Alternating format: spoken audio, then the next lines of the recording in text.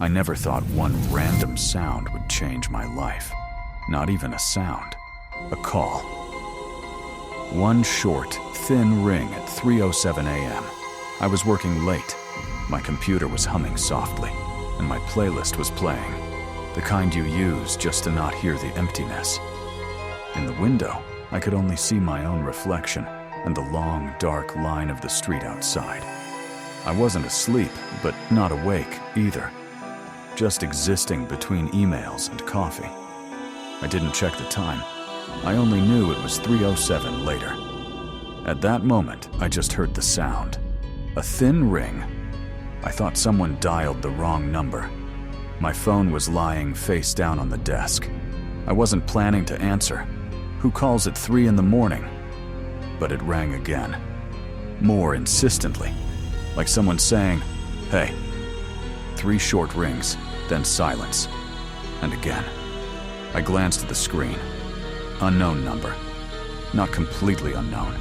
The first digits matched my city code. Local. I picked it up but froze. Something in the silence behind the ring made me stop. I hit decline.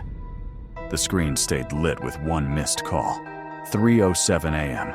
I leaned back in my chair, trying to forget it. But 2 minutes later, it rang again. Same tone, same pauses. The humor was gone. Annoyance kicked in.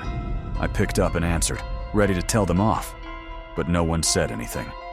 Just a whisper. Thin, paper-like. No words, just breath. I pressed the phone closer, listening. "Hello?" I whispered, and my voice echoed faintly in my ear. The whisper grew louder. It didn't have words. It was like a lullaby you half remember from childhood. Underneath it, there was another sound. Gentle tapping, like someone knocking on glass. 2 soft taps. A pause. 1 long inhale. I tried to focus but felt cold sweat slide down my hand. Whoever it was knew how to control the silence, how to pull your attention with pauses. It wasn't a normal call. It was something trying to pull me out of reality. I set the phone down. Then, a message. No text, just 1 line. "Look in the hallway." I stood up. The hallway was dark. The light flickered like someone exhaled near it. I opened the door slowly. Empty. But the floor was wet, and on the edge of the rug lay something thin and dark. A strand. No, a strip of paper. Old newspaper, maybe. Printed on it was 1 number. 3:07. My brain tried to explain it. A prank, a mistake, a neighbor. But I knew I was alone. The air was heavy, and I could hear the faint pulse of my own fear. I placed the strip on the table. The phone rang again. I didn't want to answer, but my hand moved on its own. Silence. Then the same whisper song, same rhythm. But this time, through the static, I heard one clear word. Distant. Drowned. Like spoken through water. "Help!" That word froze me. The voice. Maybe a woman. Maybe a child. It was impossible to tell. But the plea felt real. My pulse matched its rhythm. I stood and looked at the window. The street was empty.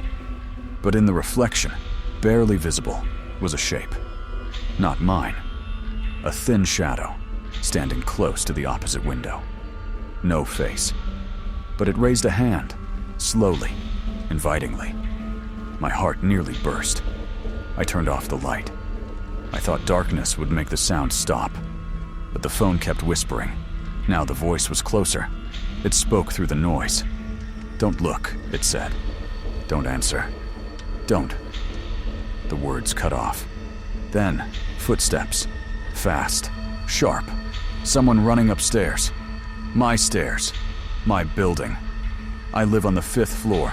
No one can get in. Locked entrance. Code door. Who was that? I crept to the door.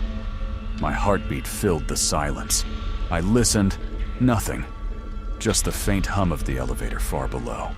I stepped back, and something breathed behind me. Close. Right behind my neck. I spun around. No one. Just the faint reflection in the window. I was shaking, The phone rang again. This time, the ringtone wasn't just sound. It felt like knocking on wood. Rhythmic. Demanding.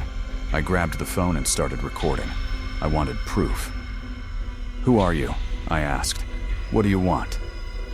Silence. Then, a delay, as if the voice had to travel from far away.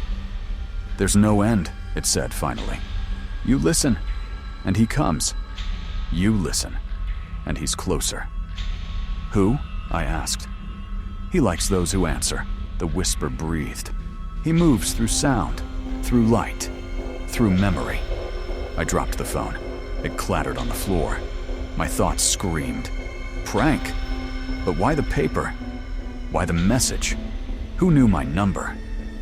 Then, another strip slid under my door. I picked it up. A hand-drawn circle with a dot in the middle. Under it, neat handwriting. "Don't listen after 3:07.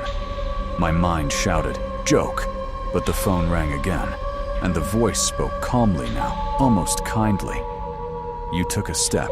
You're already listening." I felt dizzy. My reflection in the screen was pale and broken. Something brushed my hand. Vibration, not touch. The phone lit up, showing a photo. My room, taken from an impossible angle. And there, in the corner, a thin shadow. No face. Just a glowing center where the face should be. I dropped the phone. It hit the floor, but the sound felt distant. I was about to stand when the lock clicked. Someone opened the door. Steps. Slow, confident, moving closer. "You awake?" A familiar voice. Relief flooded through me. My friend Alex. "What the hell, dude?" He stepped in, turned on the light, and looked at me with a mix of worry and curiosity. "You okay?" he asked. "Someone's calling people at 3 a.m. You picked up?" I laughed nervously. He showed me a newspaper headline. "Unknown caller terrifies city residents at 3:07 a.m. Below, an article about people hearing whispers asking them to listen. Alex joked, "Guess we got a new urban legend." We laughed. I almost believed it. Then I saw the photo printed in the article. My room, my corner, the same angle, the same thin shadow. Alex frowned. "Weird. Fake photo," I said. "Coincidence." He shrugged and checked his phone. Missed call, 3:07 a.m. We exchanged looks. "Let's sleep," he said. "Forget it." He left. The door shut. Darkness again. And then, the phone rang. I was alone. But this time it wasn't a ringtone. It was breathing. I picked up. The whisper was no longer asking for help. It spoke like a teacher, calm and certain. "He chooses those who answer," it said. "You answered. Now he has a roof. He likes doors left open at night." I whispered, "Who is he?" The phone showed a video. Quick flashes of my room. In the last frame, the shadow leaned forward. The faceless glow filled the screen. Then, light. Too bright. Too close. I screamed. Pure animal terror. I ran to the door and opened it. Empty hallway. But on the wall, from floor to ceiling, written in ink, "Don't answer." The letters dripped together into a single black stain. I realized explanations were traps. Reality had folded. Something entered my world through sound. Something that feeds on attention. I sat on the floor and spoke aloud, to keep my voice company. "I'm not looking for you. I'm not calling you."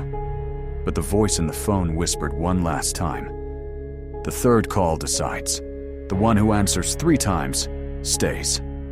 Knock, knock, knock." I froze. The clock read 3:07.